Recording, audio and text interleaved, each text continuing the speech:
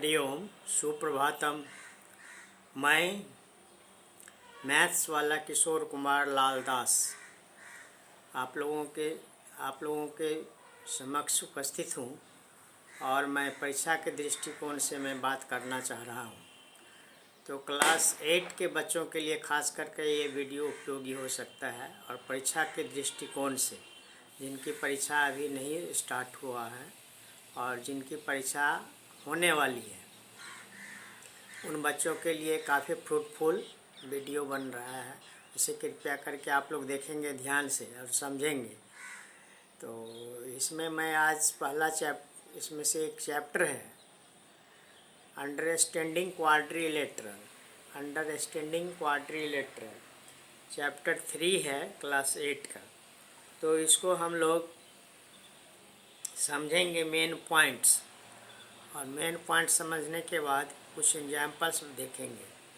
तो इसको देखिए आप। सबसे पहले जो दिया गया है डिफिनीशन वगैरह,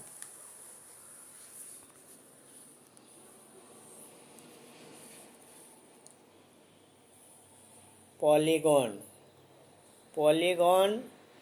ए polygon closed curve made up of only line segment. A simple closed curve made up of only line segment, मतलब इसमें मिनिमम 3 लाइन सेगमेंट से बनता है। तो कोई भी simple plain closed curve made up by only line segment is called polygon, या इसको दूसरे लैंग्वेज में कहेंगे तो ये simple plain closed curve made by at least 3 line segment is called polygon. तो इसका एग्जाम्पल सबसे पहला होगा ट्रायंगल। 3 साइड होता है तो 3 साइड कम से कम होना चाहिए पॉलीगॉन में। इससे कम रहने से पॉलीगॉन बनेगा ही नहीं, 2 साइड से क्लोज्ड पिक्चर नहीं बन पाएगा। तो पहला जो होता है ट्रायंगल, दूसरा स्क्वायर, रेक्टेंगल, रम्बस, इस तरह से pentagon, hexagon, heptagon, octagon, nonagon, decagon और भी होते हैं इस तरह का, जो लाइन सेगमेंट से सिंपल क्लोज्ड कर्व बने हुए होते हैं। तो ये 2 तरह के होते हैं। इसको देखिए पहला, there are 2 types of polygon. एक है आपका कॉनकेव, ये है कॉनकेव पॉलीगॉन, और दूसरा है कॉनकेव पॉलीगॉन, और दूसरा है कॉन्वेक्स पॉलीगॉन। नीचे में कॉन्वेक्स और सबसे ऊपर में कॉनकेव पॉलीगॉन। अब ये कॉनकेव पॉलीगॉन क्या होता है? कॉनकेव पॉलीगॉन क्या होता है? इस पॉलीगॉन इन विच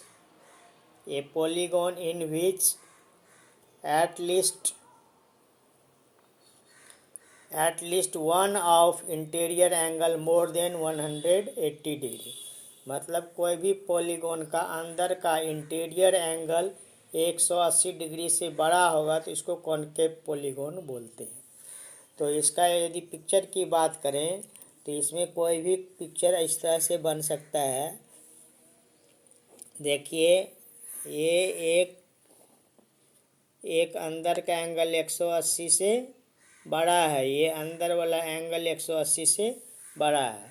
तो यदि 180 से बड़ा होगा कोई भी इंटीरियर एंगल तो इसको हम लोग कॉनकेव पॉलीगॉन बोलते हैं।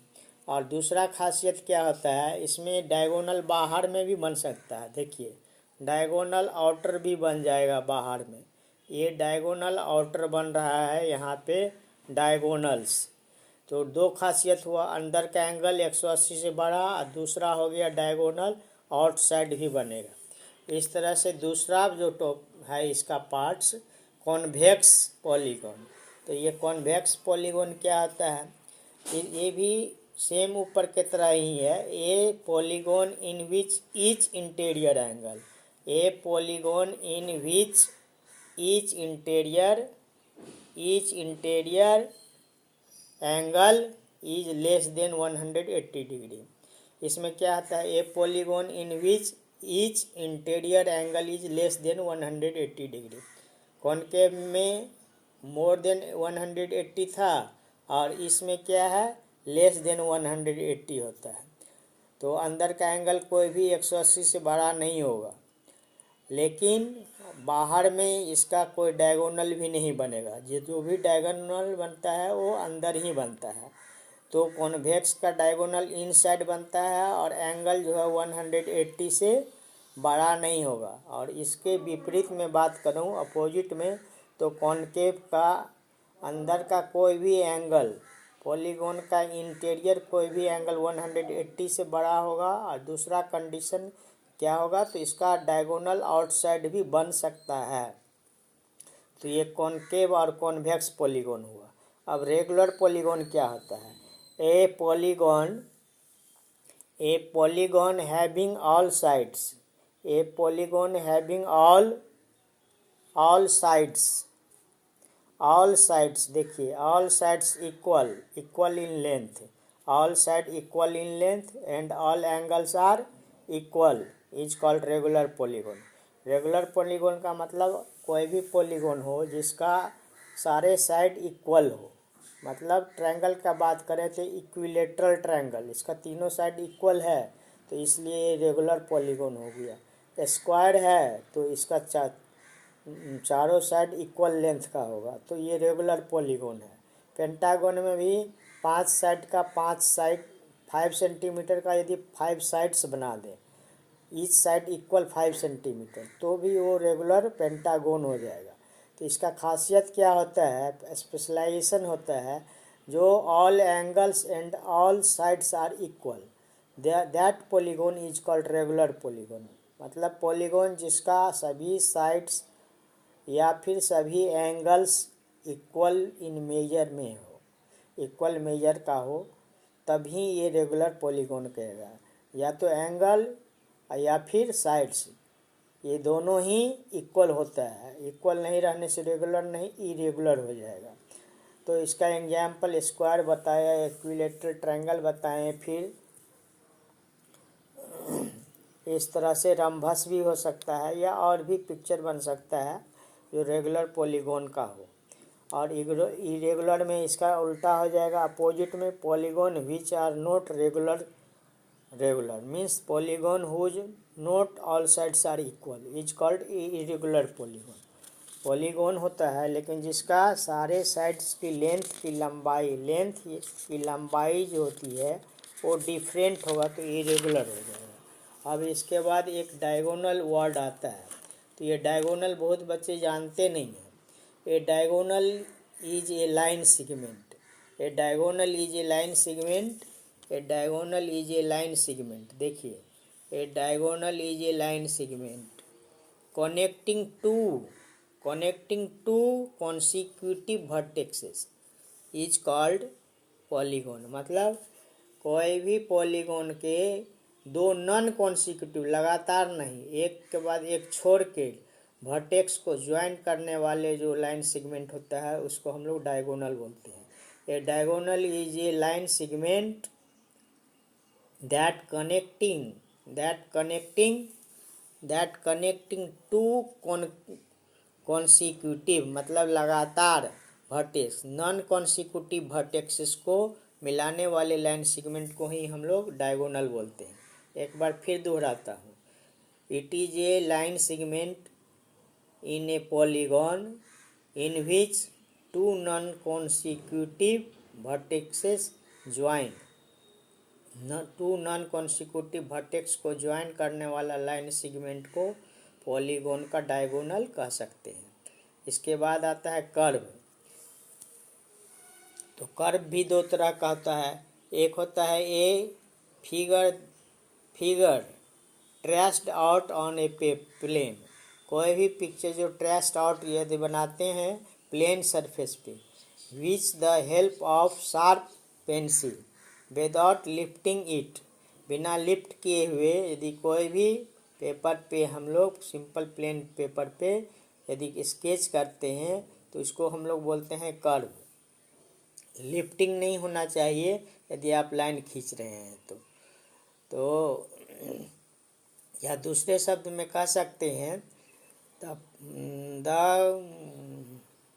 the collection of points which cannot be lifting and made by infinities without crossing is called curve। तो कर्व में भी दो तरह का होता है, ओपन कर्व और closed curve. A curve that does not end at starting point is called open curve. मतलब हम कोई भी कर्व को स्टार्ट किए, यहाँ से देखिए, यहाँ से स्टार्ट किए, ऐसे चल गए, फिर ऐसे गए, फिर ऐसे गए, फिर ऐसे आए, तो स्टार्टिंग पॉइंट यहाँ हुआ और एंडिंग पॉइंट यहाँ हुआ। दोनों पॉइंट यदि मेल नहीं खा रहा है, एक ही पॉइंट पे मीट नहीं हो रहा है, स्टार्टिंग पॉइंट और एंडिंग पॉइंट कर्व का, तो that is called open curve. और इसी में यदि स्टार्टिंग पॉइंट और ending point, A curve that begins and and at the same point, मतलब स्टार्टिंग पॉइंट कर्व का और एंडिंग पॉइंट कर्व का यदि एक ही जगह पे बन जाता है, मतलब स्टार्टिंग पॉइंट यहाँ से स्टार्ट किया मैंने, यहाँ पे स्टार्ट किया, अब देखिए ऐसे गए, फिर ऐसे गए, फिर ऐसे गए, फिर ऐसे गए, और फिर यहाँ पे आके मिल गए, तो एंडिंग पॉइंट भी मिल गया। दोनों यहाँ पे आकर के इस पोजीशन पे स्टार्टिंग और एंडिंग पॉइंट हो गया, तो इसको हम लोग क्लोज फिगर बोलेंगे। तो क्लोज फिगर में starting point ending point same होता है। इसमें क्या होता है, कर्व कभी भी क्रॉस नहीं करेगा। यदि कर्व कभी भी क्रॉस करता है तो उस हालत में ये सिंपल क्लोज्ड कर्व नहीं होगा, कॉम्प्लेक्स क्लोज्ड कर्व हो जाएगा। कॉम्प्लेक्स क्लोज्ड कर्व हो जाएगा। जैसे एक बना दिया मैंने, ये कॉम्प्लेक्स बन गया। ये कॉम्प्लेक्स प्लेन नहीं है, कॉम्प्लेक्स है, क्योंकि यहाँ पर ये इंटरसेक्ट कर रहा है। इस तरह से simple closed curve, a closed curve which do not intersect itself, a closed curve which do not intersect itself is called simple plain closed curve. यदि इंटरसेक्ट कर गया तो ये हो गया आपका क्या चीज़, कॉम्प्लेक्स कर्व हो गया, क्योंकि इसमें इंटरसेक्ट कर रहा है। इस तरह से एक्सरसाइज की बात करें तो कुछ पिक्चर दिए हुए हैं। इस पिक्चर को आप देख करके आपको बताना है give which are simple closed curve. तो देखने से पता चल रहा है सिंपल कर्व में है 1 2 4 5 6 7, और सिंपल क्लोज्ड में इसमें भी यही आ जाएगा 1 2 5 6 7। इसमें 4 नहीं आएगा, क्योंकि 4 जो है वो क्रॉस है, सिंपल नहीं है, कॉम्प्लेक्स है। इस तरह से पॉलीगॉन कौन सा है, पिक्चर 1 और 2, क्योंकि यही लाइन सेगमेंट से बना है, बाकी कर्व से बना हुआ है। तो इस तरह से आप एक्सरसाइज को स्टार्ट कर सकते हैं और जाकर के नेक्स्ट डे हम इसको कंप्लीट करेंगे। तो आप लोग प्रैक्टिस करेंगे और एग्जामिनेशन की शुभकामनाएं हैं। और जो मैं जिस विद्यालय में पढ़ाते थे उस बच्चों से आग्रह है, जो आप लोग खास करके आप लोगों के लिए बनाए हैं, और आप लोग इसका प्रैक्टिस करेंगे। और यदि कोई दिक्कत हो तो कमेंट में बात कर सकते हैं। धन्यवाद। आज का दिन शुभ हो, आप लोग का मंगलमय हो।